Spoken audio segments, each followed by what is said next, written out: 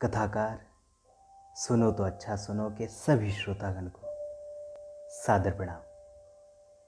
प्रस्तुत है म्हारा मेवाड़ी सरदार। बात आज से करीब 500 साल पहले की है। ये वो वक्त था जब तुर्की और ईरानी ताकतें हिंदुस्तान में सिर्फ लूट नहीं बल्कि हुकूमत के इरादे से आने लगी थी। दिल्ली पर मुगलिया सल्तनत का राज था। अकबर तेज़ी से अपना राज्य बढ़ा रहा था। वो पूरे हिंदुस्तान पर मुगलिया परचम लहराना चाहता था। उसने धीरे धीरे अपने आसपास के राज्यों को अपने अधीन कर लिया।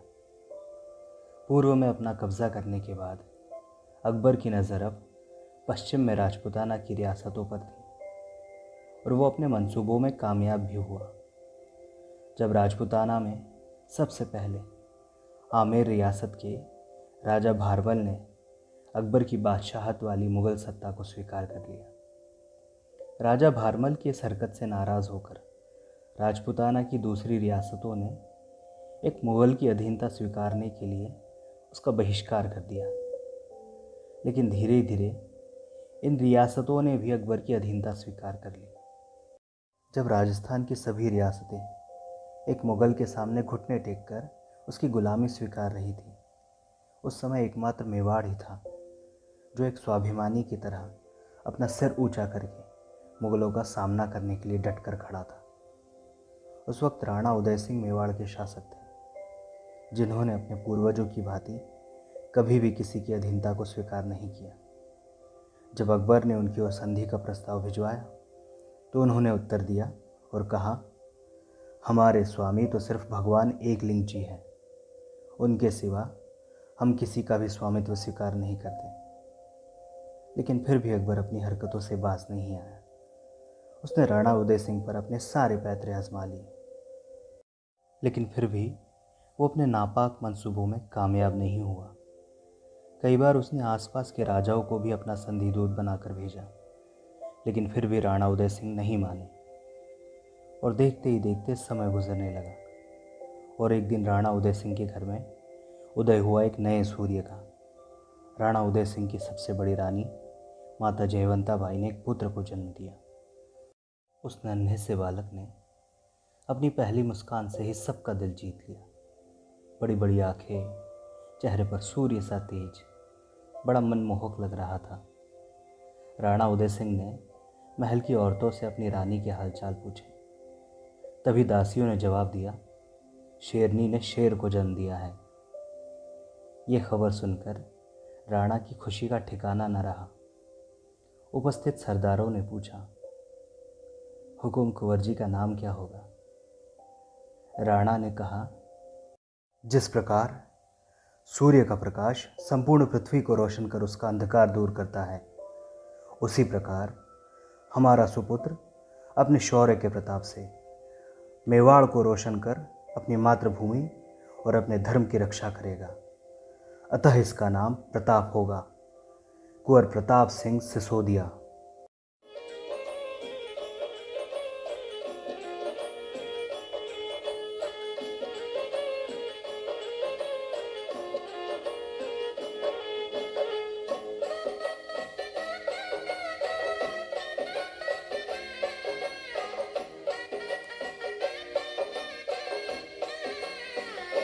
नीले घोड़े असवार म्हारा मेवाड़ी सिरदार राणा सुनता ही जाजो जी, मेवाड़ी राणा सुनता ही जाजो जी। शस्त्र चालन, तीर तलवार घुड़सवारी के साथ साथ उन्होंने आध्यात्मिक शिक्षा भी पाई और उनकी आध्यात्मिक गुरु थी उनकी माता जयवंता बाई। वे बचपन से ही कृष्ण भक्त थी, इसीलिए अपने पुत्र को भी प्रभु श्री कृष्ण और उनकी युद्ध नीतियों का ज्ञान दिया करती।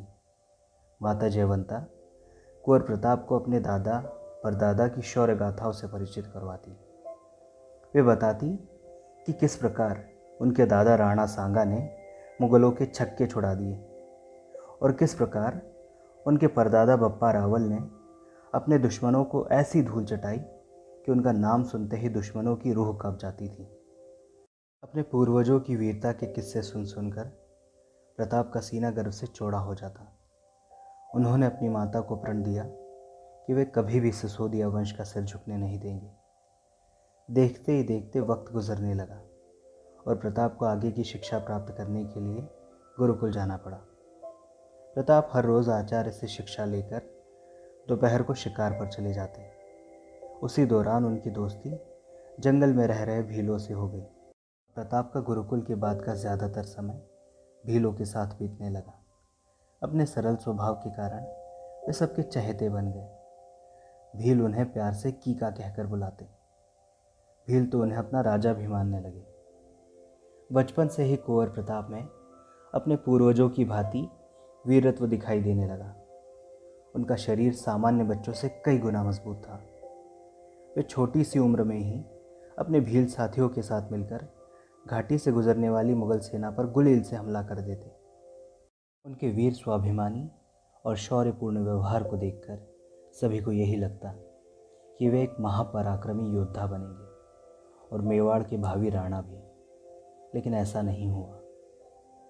कुछ किंवदंतियों के अनुसार उदय सिंह जी की कुल 22 पत्नियां और 56 पुत्र तथा 22 पुत्रियां थीं।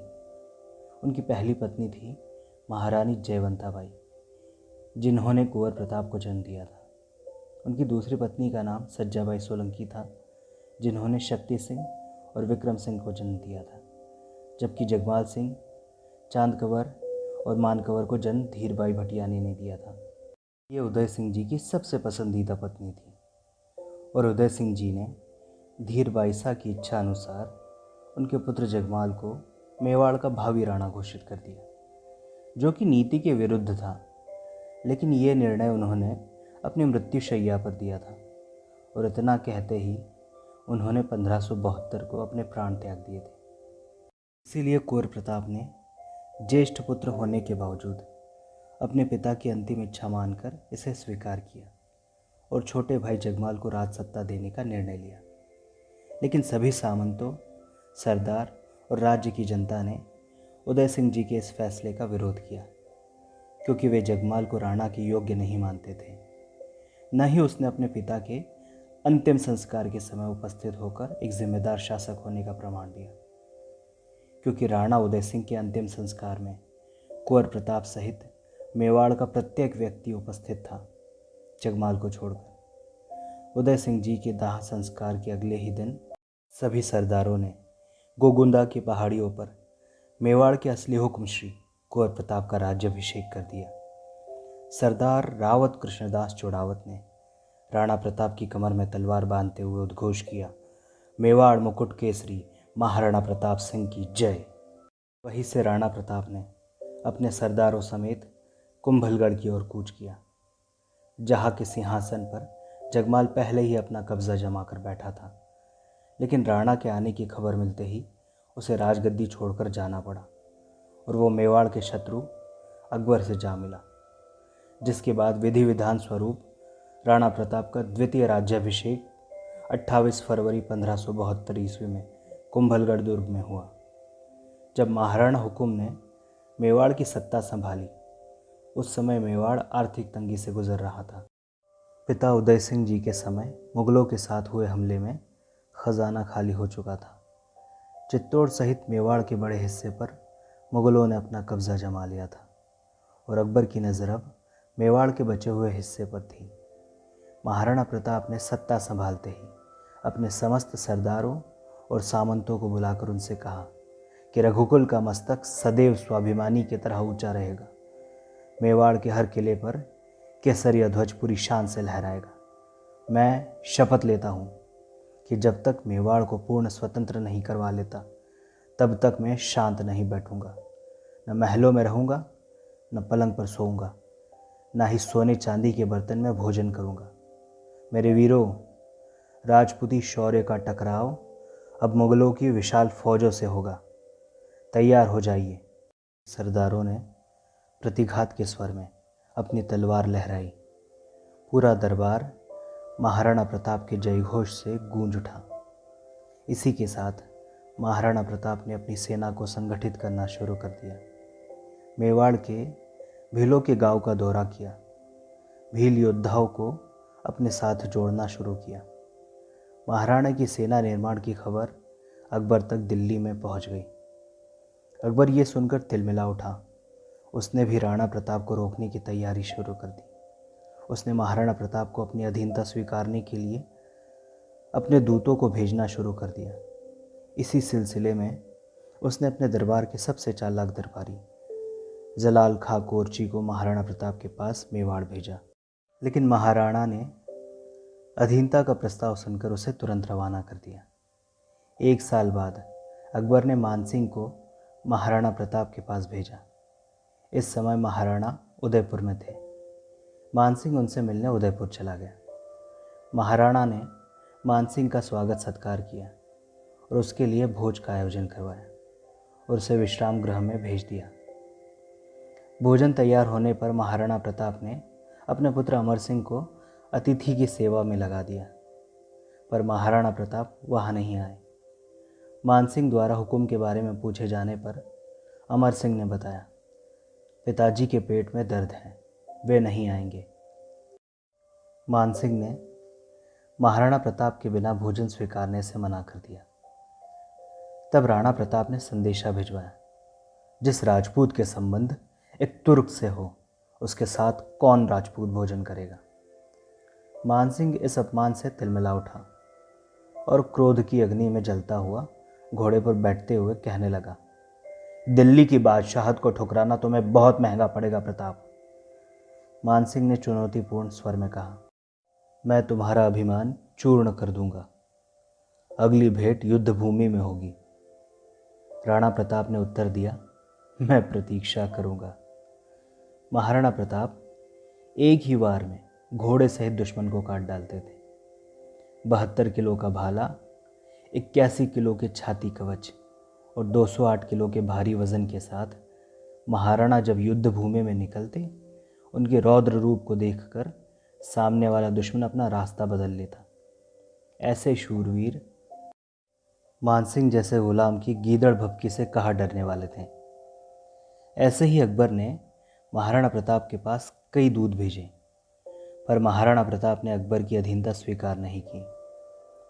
आखिरकार अकबर ने सन 1576 में अपने सभी सेनापतियों के साथ अजमेर में अपना पड़ाव डाला। यहाँ मानसिंह को अकबर ने 1 लाख मुगल सेना का सेनापति घोषित कर दिया। 3 अप्रैल 1576 को मानसिंह मेवाड़ विजय के लिए निकल पड़ा और 2 महीने चलने के बाद मानसिंह खामनोर नामक गांव में पहुंचा। उधर भील सिपाहियों ने अपने राणा को संदेशा भिजवा दिया कि हुक्म, मानसिंह असंख्य मुगल सेना को लेकर मेवाड़ की तरफ बढ़ रहा है। पर महाराणा प्रताप तो कब से इस समय की प्रतीक्षा कर रहे थे। मानसिंह ने मौलेना गांव में अपना डेरा जमाया। दूसरी तरफ महाराणा प्रताप ने 6 मील दूर लौसिंग गांव में अपना पड़ाव डाला। महाराणा प्रताप की सेना में भील सेना के सरदार राणा पूंजा भील और एकमात्र मुस्लिम सरदार हाकिम खां सूरी थे और मानसिंह की विशाल सेना में राजपूत और मुगल थे। आखिरकार 18 जून 1576 को उस ऐतिहासिक युद्ध का आगाज़ हुआ, जिसे हम हल्दी घाटी युद्ध के नाम से जानते हैं। आकाश में घनघोर बादल थे और धीमी धीमी हवाएं चल रही थीं। कभी कभी बिजली की तेज़ गड़गड़ाहट हो रही थी। इसी बीच मुगल सेना आगे बढ़ने लगी। तभी महाराणा प्रताप ने अपने हरावल दस्ते को शत्रु पर प्रहार करने के लिए आगे भेजा। हुकुम की सेना ने आगे बढ़ रही मुगल सेना के 3 हरावल दस्तों को पूरी तरह से नष्ट कर दिया। इस घनघोर हमले से घबराकर मुगल सेना का हरावल खेमा लून करंड के नेतृत्व में भेड़ों के झुंड की तरह भाग निकला। अब मेवाड़ और मुगल सेना आमने सामने आ चुकी थी। तभी वीर विराट मेवाड़ मुकुट हिंदुआ सूरज महाराणा प्रताप ने युद्ध भूमि में प्रवेश किया। राणाश्री के युद्ध भूमि में आते ही मुगल खेमे में दहशत का माहौल फैल गया। महाराणा प्रताप जिस ओर बढ़ जाते, वहाँ शत्रुओं की लाशों के ढेर लग जाते। मुगलों ने पहली बार महाराणा प्रताप को देखा था। इससे पहले सिर्फ उनका नाम ही सुना था। अब्दुल कादिर बदायूनी ने अपनी किताब मुंतखुल तवारीख में महाराणा प्रताप के संबंध में लिखा कि वे बहुत लंबे, मजबूत और ताकतवर थे। प्रताप हाथ में तलवार लेकर जब चलते थे तो ऐसा लगता था कि मानो आधी सेना को अकेले ही ले डूबेंगे। उनके चेहरे पर सदैव गुस्से की लकीरें चमकती रहती। युद्ध भूमि में शुरुआत से ही किसी मुगल सैनिक ने उन्हें छेड़ने की हिम्मत नहीं की। महाराणा प्रताप की सेना ने 3 घंटों में ही लाशों के ढेर लगा दिए। घबराई हुई मुगल सेना अरावली की घाटी की तरफ भागने लगी। मुगलों को भागता देख सेनापति मेहतर खां ज़ोर ज़ोर से चिल्लाने लगा कि बादशाह सलामत अकबर खुद विशाल सेना लेकर युद्ध भूमि में आ रहे हैं। ये शब्द सुनकर मुगल सेना सोच में पड़ गई कि भागे तो अकबर मार डालेगा और नहीं भागे तो राणा के हाथों मारे जाएंगे। प्रताप अब मानसिंह को युद्ध भूमि में ढूंढने निकल पड़े, जिसने उनसे कहा था कि अगली मुलाकात अब युद्ध भूमि में होगी। तभी हुकुम ने देखा कि मानसिंह हाथी पर बैठा था। महाराणा प्रताप ने बड़े वेग से चेतक के अगले पैरों को मानसिंह के हाथी के मस्तक पर टिका दिया। अपने भाले से मानसिंह पर करारा प्रहार किया, पर मानसिंह अपने हाथी पर लगे हौज में छुपकर बैठ गया।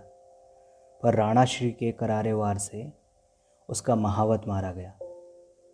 मानसिंह के हाथी के सूंड में एक तलवार लगी हुई थी, जिससे चेतक का अगला पैर कट गया और उस समय तक महाराणा प्रताप के पैरों में एक गहरा जख्म हो गया था और उनके शरीर पर असंख्य घाव थे। पूरा शरीर खून से लथपथ हो चुका था। झालावीदा जी ने हुकुम से कहा, हुकुम, आप और चेतक बुरी तरह से घायल हो चुके हैं। आपको युद्ध हमें सौंपकर जाना चाहिए। हुकुम क्रोधित होकर झालावीदा जी को देखने लगे। उन्होंने झालावीदा जी से कहा, क्या हम कायर हैं? क्या हमें प्राणों का इतना मोह है कि हम युद्ध क्षेत्र से भाग जाएं? नहीं नहीं, ये कभी नहीं हो सकता। मुगल सैनिक पर प्रहार करते हुए वो गंभीर वाणी में बोले। झालावीदा जी ने कहा, हुकुम, आप मुझे गलत समझ रहे हैं। आपके प्राणों की देश को आवश्यकता है। हम बुरी तरह घिर चुके हैं, सो आप अपनी प्राण रक्षा करें, ये हमारी आपसे प्रार्थना है। नहीं नहीं झालावीदा जी, ये उचित नहीं। अपने बहादुर पुत्रों को घिरा छोड़कर मैं कैसे चला जाऊं? मेरी आत्मा मुझे आज्ञा नहीं देती। स्वामी, आपको अपने प्राणों से खेलने का कोई अधिकार नहीं। आपके प्राणों पर केवल आपका ही अधिकार नहीं।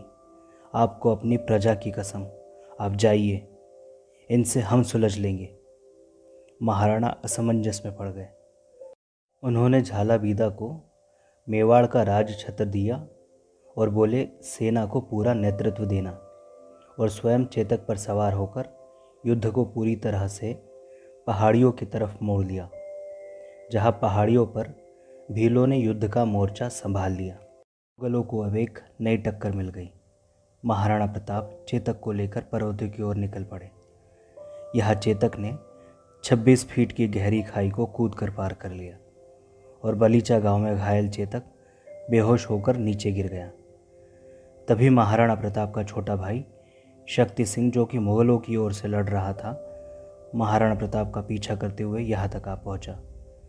महाराणा प्रताप बेहोश चेतक को सहला रहे थे कि तभी उनकी नज़र शक्ति सिंह पर पड़ी। उन्होंने शक्ति सिंह से कहा, सीना खुल्या मार भाला, तुम गोद गुलामी टीकण लागे। भारत माते कह दूंगा, तेरे पूत दामन में बिकण लागे। शक्ति सिंह बड़े भाई के शब्द सुनकर फूट फूट कर रोने लगा और भाई के पैरों में जा गिरा। इधर हल्दी घाटी के मैदानों में घमासान युद्ध चल रहा था। घाटी के दर्रों में राणा पूंजा भील और राजपूत सरदार मुगलों को भीषण टक्कर दे रहे थे। अंत में मानसिंह ने हल्दी घाटी के दर्रों में जाने के बजाय मुगल सेना को अजमेर वापस चलने का आदेश दिया। अकबर की विशाल साधन संपन्न सेना का गर्व मेवाड़ी सेना ने मिट्टी में मिला दिया। मानसिंह और आसफ खां जब खाली हाथ अकबर के सामने उपस्थित हुए तो क्रोधित अकबर ने 3 महीने तक उनके दरबार में आने पर पाबंदी लगा दी और उनकी संपत्ति को जब्त कर लिया और उनका वेतन और सभी सुविधाओं को रोक दिया गया। हल्दी घाटी के भयानक युद्ध के बाद प्रताप अपनी सेना के साथ वापस कुंभलगढ़ आ गए। विनाशकारी युद्ध का पासा वैसे तो महाराणा प्रताप के पक्ष में था, पर इस समय तक उनका खजाना खाली हो चुका था। हल्दी घाटी के 4 महीनों बाद ही सन 1577 में अकबर ने एक बार फिर शाहबाद खान के नेतृत्व में भारी सेना कुंभलगढ़ पर हमला करने के लिए भेजी। हल्दी घाटी के विशाल युद्ध के बाद एक नया युद्ध मेवाड़ की सेना के लिए भारी था, अतः महाराणा प्रताप ने किले को त्यागना ज़्यादा ज़रूरी समझा। कुंभलगढ़ पर शाहबाद खान का अधिकार हो गया। कुछ महीनों के बाद महाराणा प्रताप ने फिर सेना तैयार की और पूरी तैयारी के साथ शाहबाद खान पर आक्रमण करके कुंभलगढ़ को वापस ले लिया। कुंभलगढ़ विजय के बाद महाराणा प्रताप ने आगे की रणनीति बनाने के लिए सभी सरदारों को बुलवाया। जहाँ सरदारों ने हुक्म से कहा कि हमें सिंध की तरफ निकलना चाहिए, जहाँ हम धन का बंदोबस्त करके विशाल सेना का निर्माण करेंगे और सीधा अकबर पर आक्रमण करेंगे। इस उद्देश्य से महाराणा प्रताप भांड सोनगरा को कुंभलगढ़ का किलेदार नियुक्त करके गुजरात की तरफ निकल गए। आगे इसी रास्ते में महाराणा प्रताप ने शाहबाद खां को 2 बार पराजित करके वापस लौटने पर मजबूर किया। गुजरात पहुंचने पर महाराणा प्रताप ने चुलीचा गांव में अपना डेरा लगाया, जहां पर दानवीर भामाशाह ने महाराणा प्रताप के लिए अपना खजाना खोल दिया। उन्होंने महाराणा प्रताप को 25 लाख रुपए की सहायता दी। इतने बड़े धन को पाकर हुकुम पुनः सेना की तैयारियों में जुट गए। बस यही से असली संघर्ष की शुरुआत होती है।